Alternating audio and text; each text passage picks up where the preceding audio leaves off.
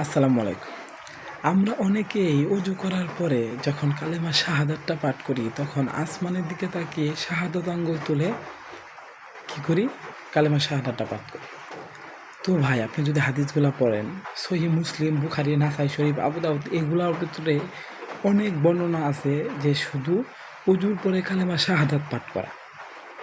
আপনি যদি অজুর পরে কালেমা শাহাদা পাঠ করেন, তাহলে জান্নাতের 8টি দরজা আল্লাহ আপনার জন্য খুলে দেবে এবং আপনার যে দরজা যে ইচ্ছা আপনি জান্নাতে প্রবেশ করতে পারেন। ঠিক আছে? শুধু উজুর পরে কালেমা শাহাদাত পড়া, এখানে হাত তোলা অবশ্য অনেক। তবে মুসনাদ আহমদ একটা হাদিস আছে, মুসনাদ আহমদ, যদিও হাদিসটি দুর্বল, সেখানে আছে কেউ যদি আকাশের দিকে তাকিয়ে বলে, সেখানে কিন্তু আঙ্গুল তোলা নাই, কেউ যদি আকাশের দিকে তাকিয়ে বলে কালেমা শাহাদাতটা, মানে আকাশের দিকে তাকিয়ে বলার কথা আছে মুস্তাদ আহমদ, কিন্তু হাদিসটি দুর্বল, সনদের দিক থেকে হাদিসটি দুর্বল। কিন্তু আমরা যে আঙ্গুল তুলি, কিন্তু আঙ্গুল তোলার কথা তো কোনো হাদিসেই নাই। আমরা যে আঙ্গুল তুলি, আঙ্গুল তোলার কথা তো কোনো হাদিসেই নাই, কিন্তু তাও আমরা আঙ্গুল তুলি।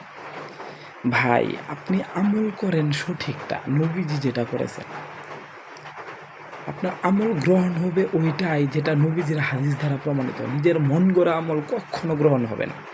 আপনি যে কোনো কিছু করেন, নিজের মন গড়া কোনো কিছু করেন না ভাই, কারণ আল্লাহর কাছে কাল কিয়ামতের দিন আপনি ধরা খেয়ে যাবেন। আপনি একটু যাচাই করেন, আপনি একটু ভাবেন, একটু যাচাই করেন। কোনো হুজুরের কথা বিশ্বাস করেন না, কোনো হুজুরের কথা অন্ধভাবে বিশ্বাস করেন না, হুজুরের কথা আপনি যাচাই করেন।